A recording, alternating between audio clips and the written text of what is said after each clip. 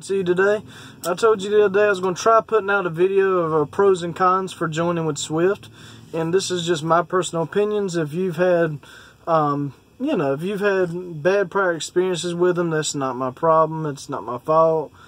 If you want to leave it in the comments and tell the people that, it's fine, but these are just my experiences and how I honestly feel. So, without further ado, let's go ahead and get into it. In my opinion, well, I'll wait for the end, and I'll tell you what I'll give you my results, I guess I should say. Some of the pros is, they pay for your schooling, they pay for your housing, and what I mean by that is they actually pay for you to get your CDLs if you don't already have them. If you do, then obviously you don't have to worry about that. But anyways, they pay bills, and they pay for the motel that you stay the entire time that you're doing it. So, I mean, that's automatically a giant plus right there. In my opinion, that's what actually pushed me to actually join.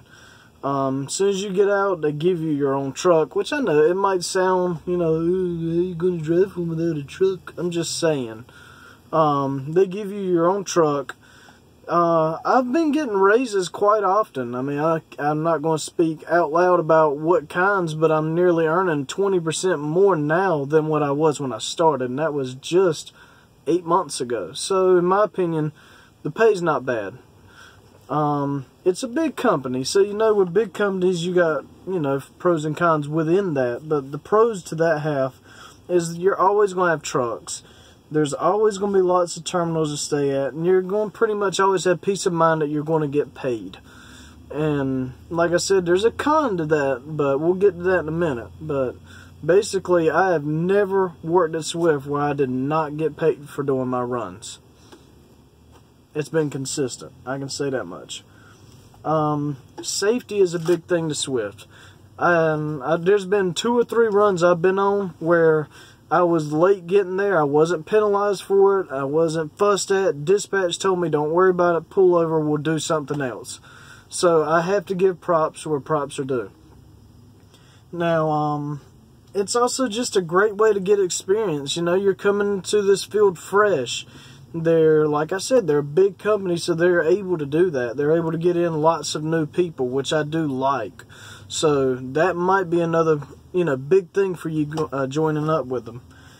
The cons? Come on. You saw this coming.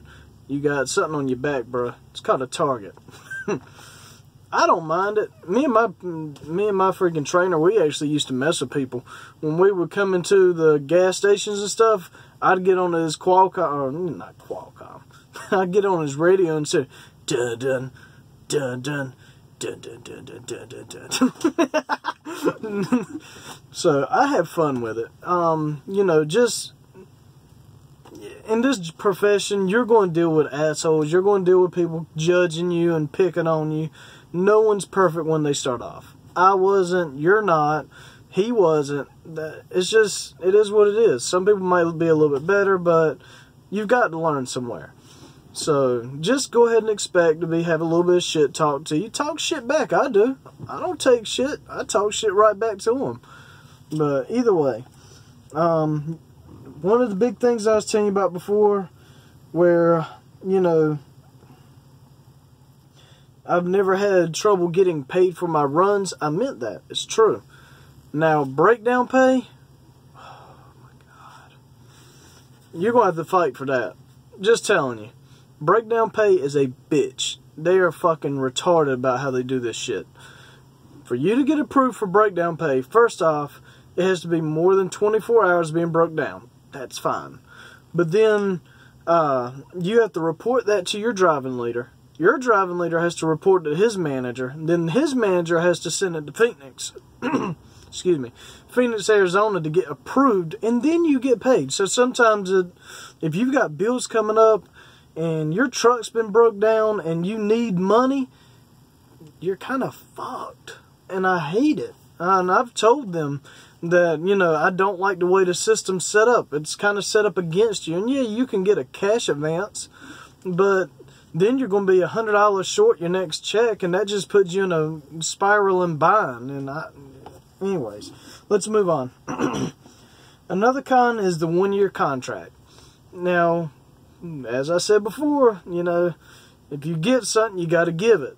So where they paid for your school and house, and you're having to pay them back during that 1-year contract, $75 every single week. And you have to pay that back until you get it fully paid off in 1 year. And if you do happen to leave and go to a different company to get your CDL, you have to finish paying what you owe them. And so that's that.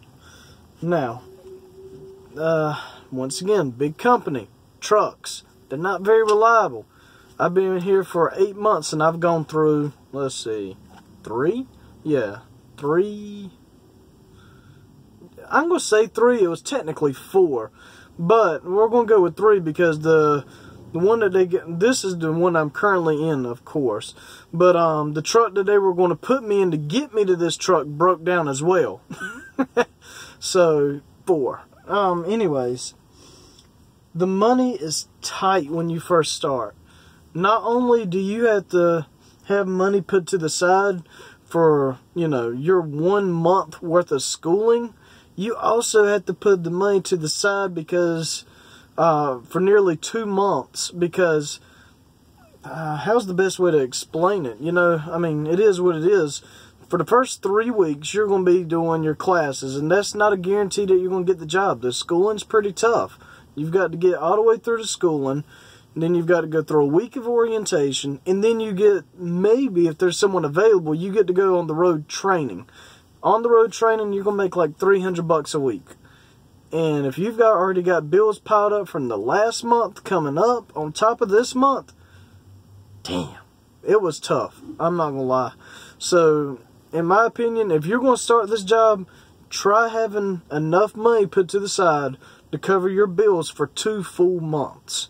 If you can have it for 3, cool. I doubt it. I mean, you might be in a better financial situation than what I was in. I was in shit. I didn't have nothing. But anyways, that right there is my pro and con list. Now, personally, I think Swift is a good option for a first trucking company. I do. And, you know, a lot of people might criticize that. They might hate on it. No place is perfect. No place is going to have every single thing that you could possibly want. But for a starting off trucking job, I like Swift. It was a good way to get my foot in the door. Do I possibly see myself 10 years down the road being with Swift? No, I really don't. And I'm not going to say I wouldn't. But if things do turn out to work that way, cool. Maybe, you know, maybe I'll get paid X amount for my experience in the company, because the thing that Swift needs more now than anything is experienced drivers to stay. You know what I'm saying? So if they would compensate for that and be like, look, you've been working here and we realize that you're a good driver. Oh, you almost got messed up. Anyways, lost my train of thought. Anyways, that's my pro and con list. Thank y'all so much for tuning in. I hope that maybe this gave you a little bit of insight. Maybe you learned something from it. Maybe you just thought I was a redneck talking shit. I don't know. Think what you want to. I don't really care. Anyways, y'all take it easy. Peace. Catch you next time.